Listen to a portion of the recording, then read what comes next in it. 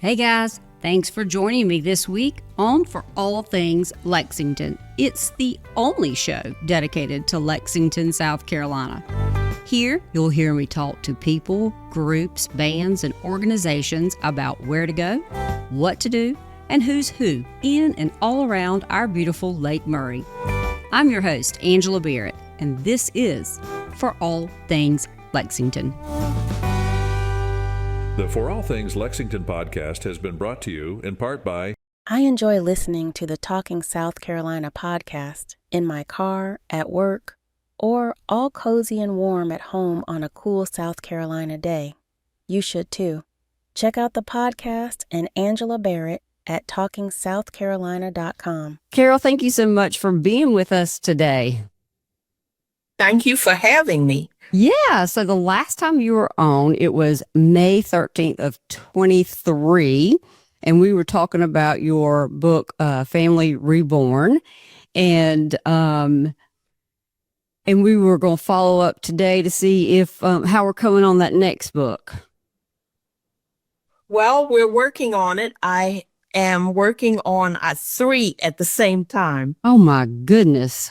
I'm finishing up my book of poetry, and I have 2 compilations of short stories.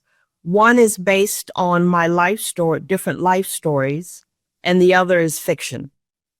I gotcha. Now, this book was fiction, correct? Yes. Yes. And so will it be sort of a sequel to this, or is it something completely different? Something completely different. Completely different. Gotcha. So,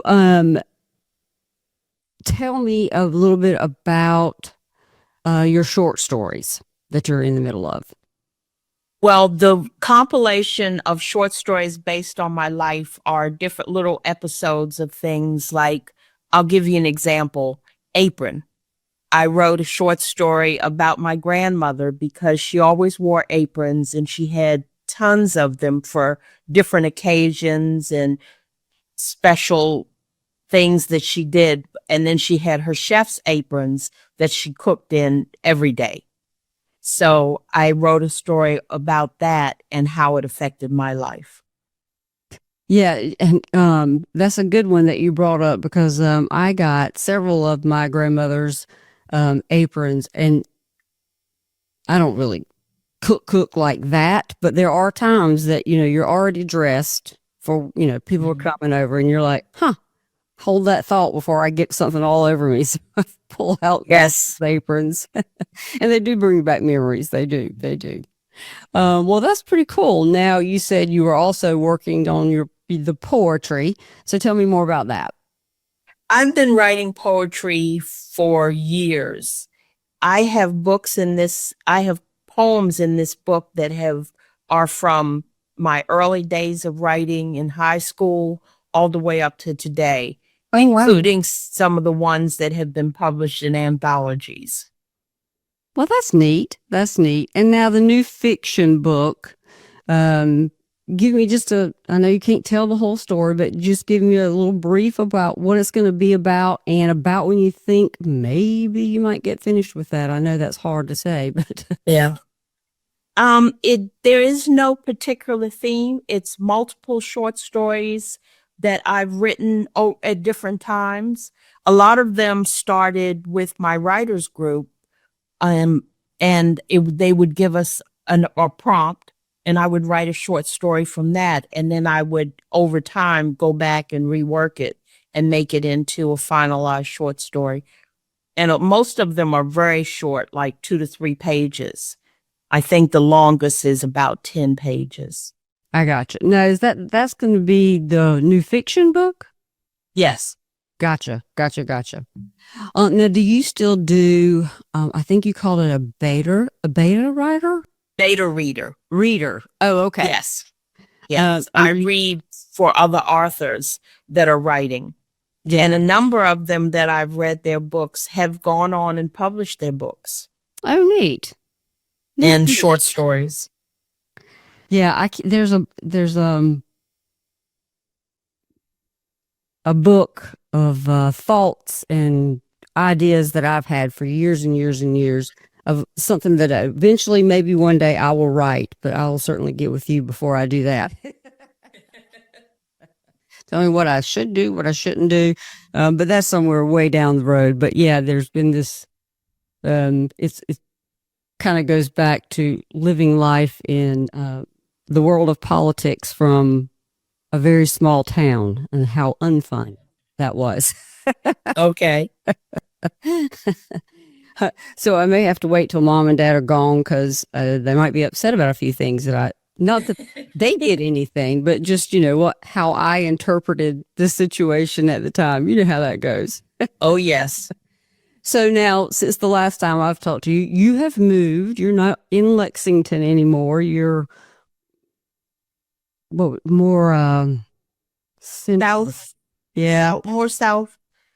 Because I'm almost at the Georgia line. I'm in Graniteville now. Right. Now, how do you like Graniteville?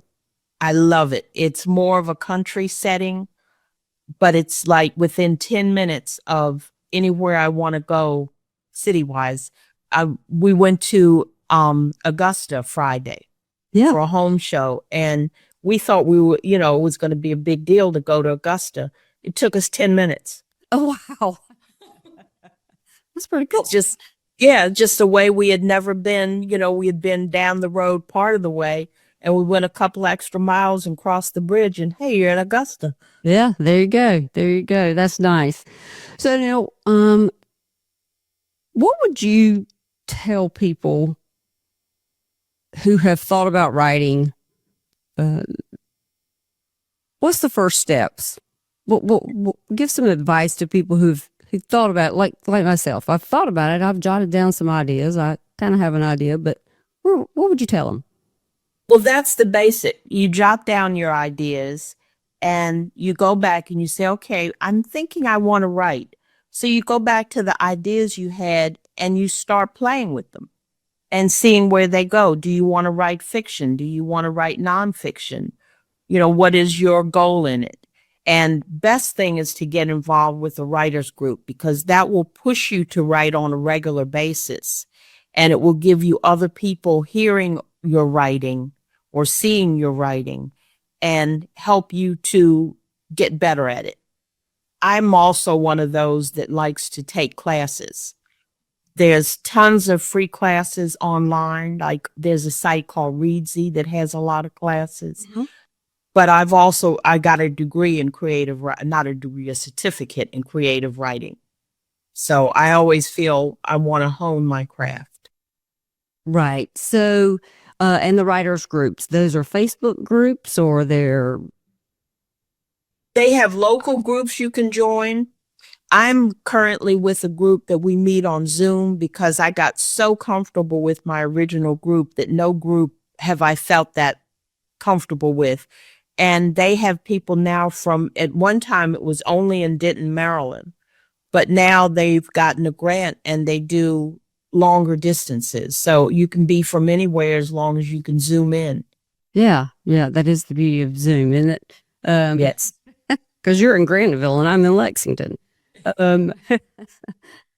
So, and what about the publishing once you've gotten it and you've tweaked it between you and the group and whoever, to the best of your knowledge, what is the process and what do you advise people as far as the publishing part? Because I understand that's not easy. No, it's not. The one thing you need to do, well, first of all, you need to decide, are you going to self-publish or are you going to try to find a publisher to accept your works? As a new writer, that's hard. So a lot of people nowadays self-publish their first book and then they have a background to take for getting a publisher.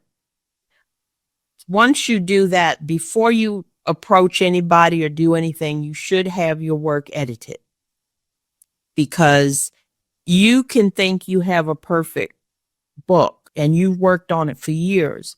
When an editor reads it, they say, you've got a good book, but you want to make it great. Let's do these things. And this little area needs tweaking, and this area should maybe be near the front. So that's a very good thing that a lot of people think, oh, I don't need an editor. I had beta readers. I had all different types of readers. And that's not true. An editor can hone it to the best of its ability. And where do you Now, find an editor? uh, if you can find someone who's used an editor and trust them and was comfortable with them, that's the best way to go. Otherwise, it's a matter of searching and working with different people and seeing if you mesh with them and think you can work with them. It is expensive. Now, if you're going to self-publish, Amazon now has programs that will do as much or as little as you want. You can just publish your book there for free. Or they have paid programs where, okay, we'll edit your book just for grammatical errors. Or you can get the one where you actually get a book editor to read your book and work with you.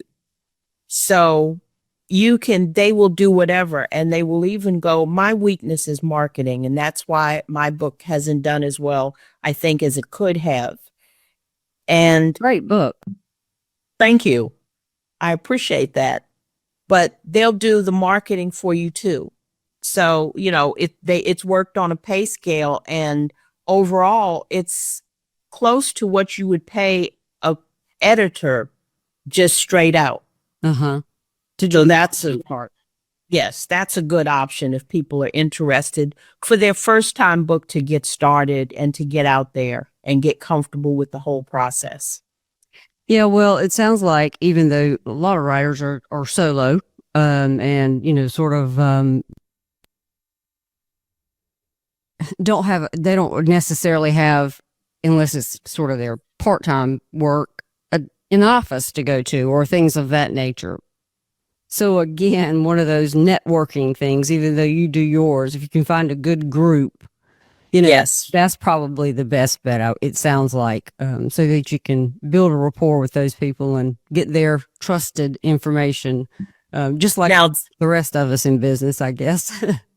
Now, Facebook is a good place for that because I belong to a number of groups on there, like my Christian writers groups and beta reading groups and different things like that. And that's another way you can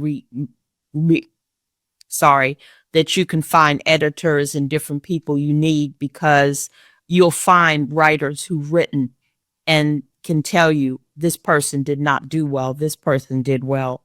So that's another way if you are looking for people. Yes, I agree. There's a lot to be said for social media, both on the positive and the negative, but that is a positive that you can be parts of these groups and get great information and a lot of help, because if you're with like-minded people, they want to help you. At least I know that is the way that it is in the real estate world. And are you still making blankets? I use mine every day almost. Oh, thank you. I am. I just donated 29 baby blankets and lap robes and Afghans to my church. They have a mission program where they help people with food, clothes, whatever they need. Yeah, so I donated them there. So for you guys probably don't know about the blanket. Miss Carole made me a blanket, and I am very cold-natured, so I use it on a daily basis. And when I got that box, I was like, it is the best blanket. Oh, it's so warm. Well, Carole, thanks for coming and kind of filling in what's happened since 23, because it's been a minute, but I'm looking forward to, I guess, the next 3 books, your poetry and the short stories and the fiction. So that'll be great. But I appreciate it. Thanks for being here. Thank you, and I will keep you up to date. Absolutely. Hey guys, thanks for hanging out with me today, and I hope you enjoyed the show. If you'd like to be a guest on the show or know someone you'd like to see on the show, contact me at forallthingslexington.com. That's the number 4, allthingslexington.com. And by Angela Barrett at HomeMattersSC.com. Building on what matters to you.